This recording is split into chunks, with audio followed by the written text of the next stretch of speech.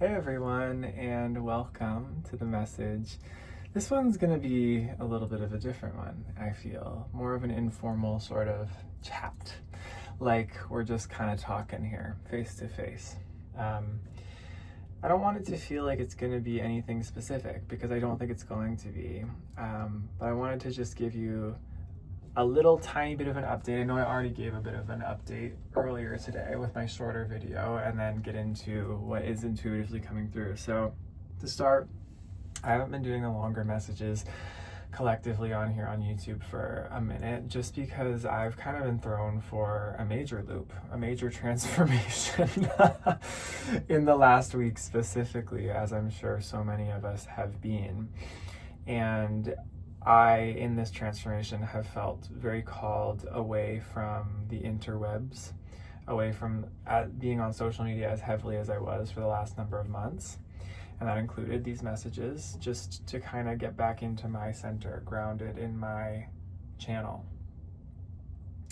If you follow me on my short forms, Instagram and TikTok, you would know I had a really intense experience ancestrally with some of my indigenous ancestors. I come from indigenous descent, and these ancestors gave me a spirit name.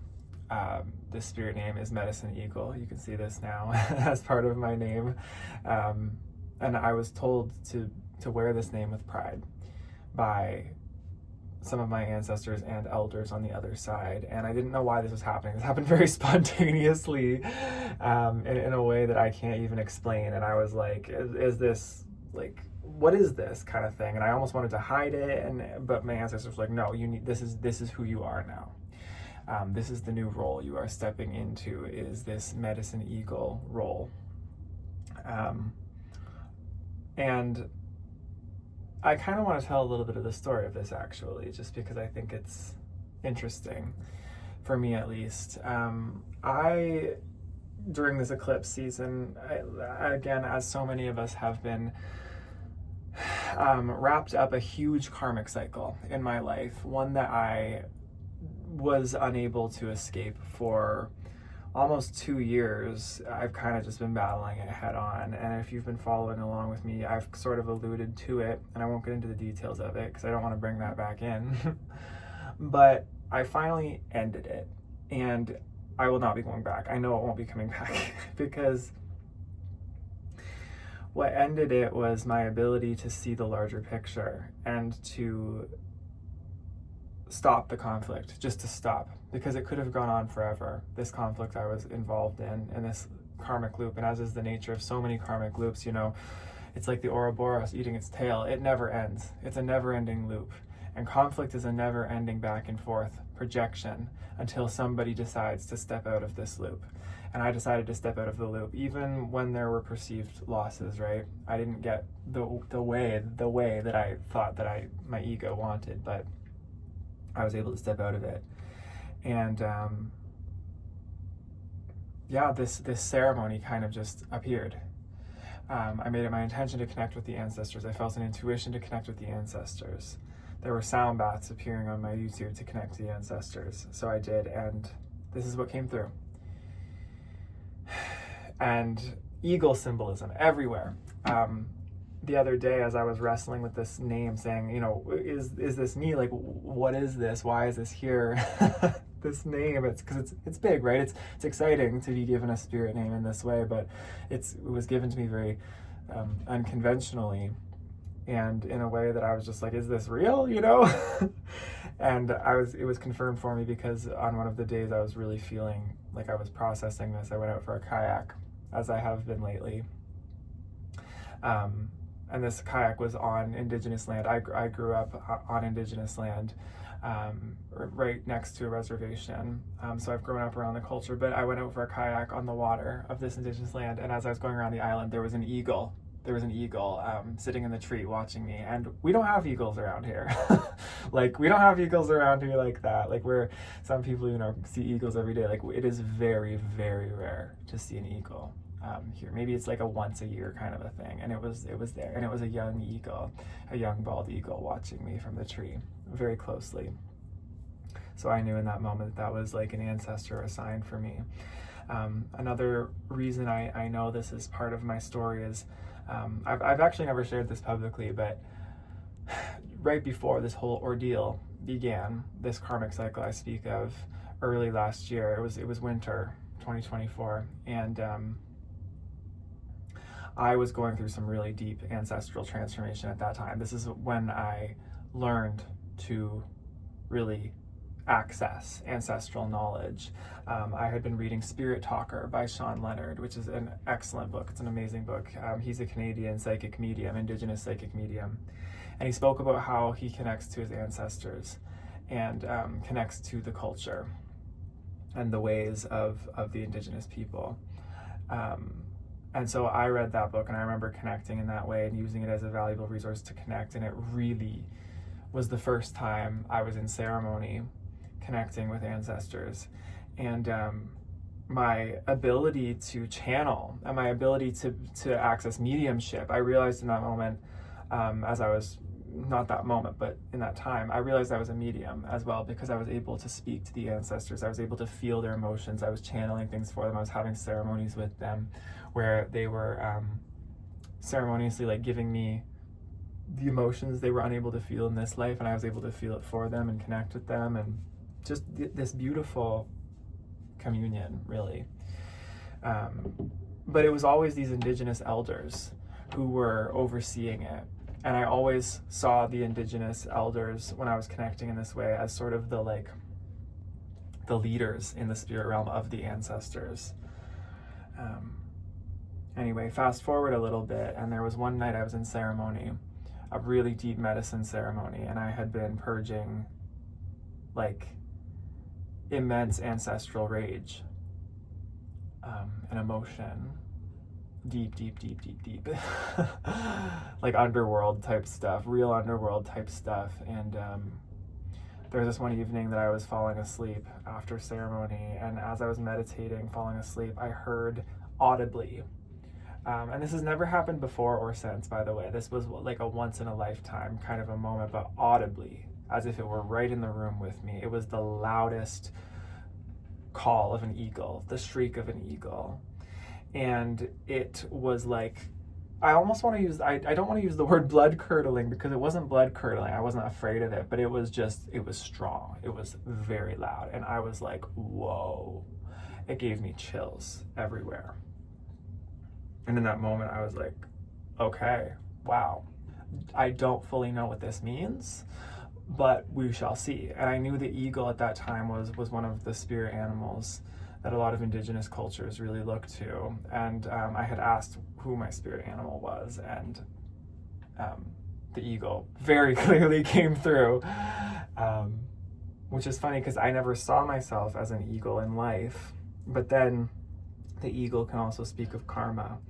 And it was not long after that I was thrown into this karmic cycle. I thought I was on the up and up. I thought I was going up. I was free. I was good to go. But the eagle had other plans for me, and my ancestors clearly had other plans for me, because I was thrown into the most difficult psychological, spiritual, on all levels battle of my life. Battling with my record label over the last couple of years, and yeah. That was one of the most difficult experiences of my life, one of the most disempowering experiences of my life. But I learned a lot about myself, a lot about my true strength, a lot about my true personal power. And now here we are. And I do feel that eagle came back around to remind me this was the beginning, and now we're here at the end. And it was just, I heard that name, Medicine Eagle. So whatever that means moving forward, we shall see. We shall see. I feel called to spray right now.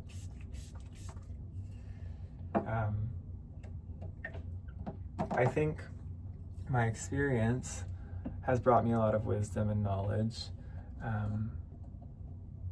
to see the bigger picture and to serve eagle medicine to people like all of you viewing. You know, I feel that the readings and the messages and the ability to zoom out definitely is very eagle, but there are parts of it that I'm still learning, and there are parts of it I will be learning. Like I said, that eagle that I saw on the island, it was a young bald eagle, like very young. So I'm still very young in this role.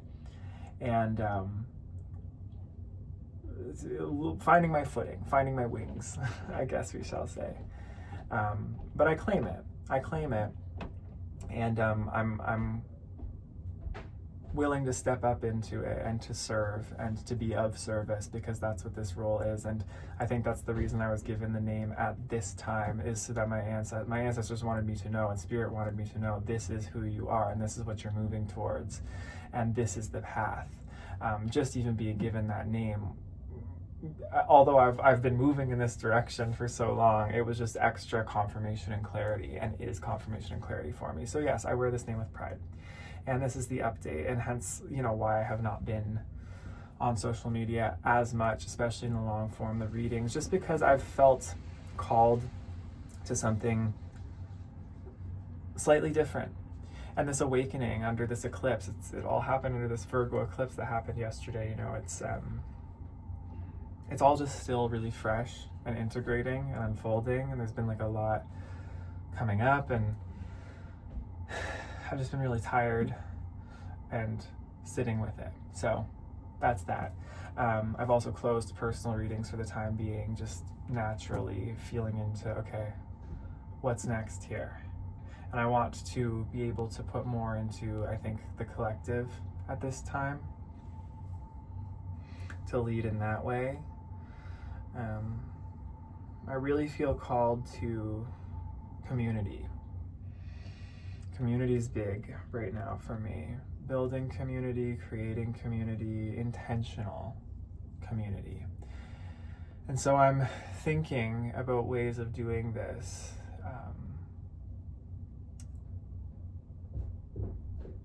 In ways that serve all of you, and that serve us, right? That serve the collective, that are able to create, because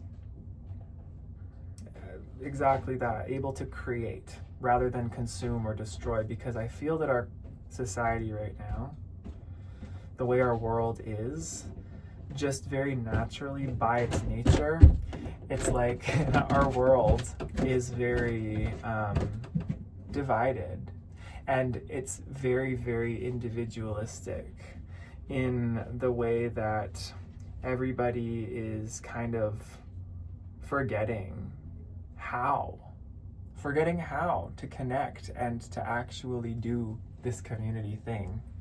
I think we have community proxies, community substitutes, but the real deal, like the real community thing, is missing in a lot of ways. And so I'm looking to really venture into that and open that up. But the path feels very open. I feel very open. I feel like Spirit's really leading me right now, guiding me into something new.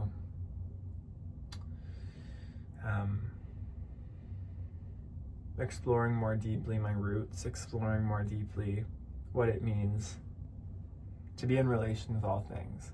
I mentioned it in my update earlier, all my relations, right? We're all connected, we're all one, we're all part of one body.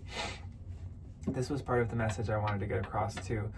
I was floating out on the water this evening, just as the sun had gone down. I was out on my kayak. I'm out on the kayak a lot these days. I was out in the middle of the water. It was glassy, it was still, and just this real, just medicine really is on my heart. And if this is the medicine I have to give immediately, it's this. It's, we are all one body. And we forget this so often. As humans, as the plants, the animals, the sun, the moon, the stars, the waters, the fires, the plants, like all of us are one. We're all one, we're all one body. We're all connected. And we forget. We forget that, even when we feel attacked, even when we have people wrongdoing, even when we have oppressors and oppressed in the world, it's so easy to fall into this illusion of separation, that somehow it's us versus them, or there's this other out there. And Even in so many of the readings I've done, I've spoken to that, and going through the ordeal I went through and these karmic situations we go through. I've seen that. We've seen that. We know it exists. However,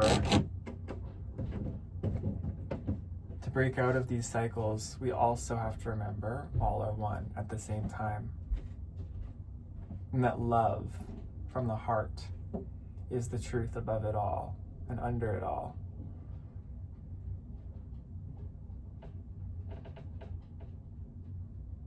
We have to remember that in all things, we take into account all beings,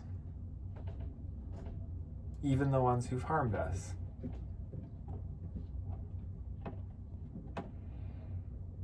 The ultimate challenge in giving up our egos and setting aside our attachments in this life, in a lot of ways, can be this very thing.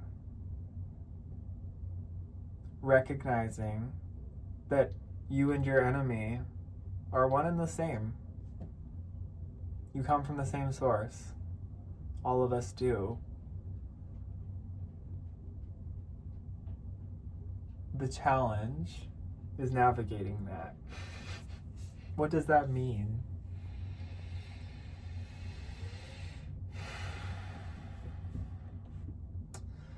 Because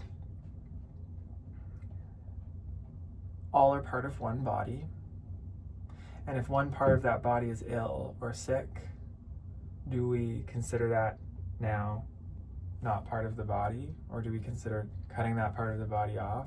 No.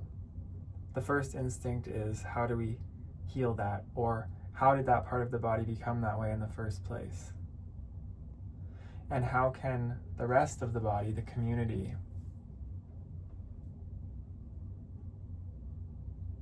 heal that?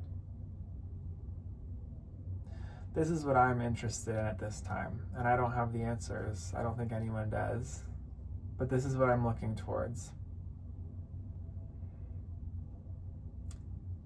More of a belief in humanity, a belief in who we are collectively together. Because I believe in us.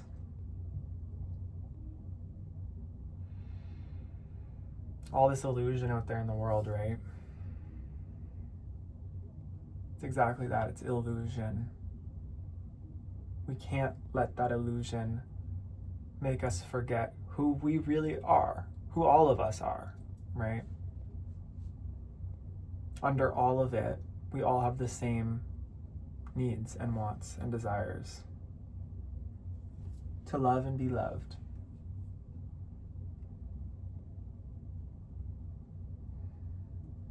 So, that's my message for tonight. I hope you're all well. I hope you stay well. And I will continue to show up here and share as I feel called. But I'm also spending a lot more time with myself, with the ancestors, with nature, really grounding into this new person I'm becoming. But I'm excited about who it is and what it is, and just allowing that to unfold. So thank you for being here. I'll see you soon. Take care. Love you lots. Bye.